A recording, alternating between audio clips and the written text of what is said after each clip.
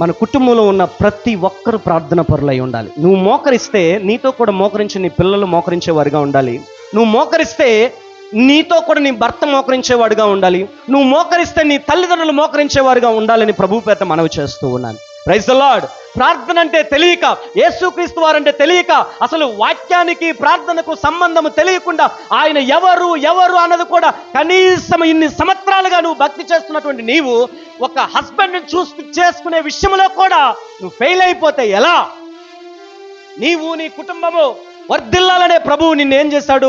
ఆయన స్వరక్తముతో కడిగి ఆయన పోలికగా పెంచుకొని నా కుమారులు జగదుత్పత్తి మొదలుకొని ఆశీర్వదించుటకే వారిని నేను కన్నాను అని ప్రభువు వారు చెప్పారు కదా.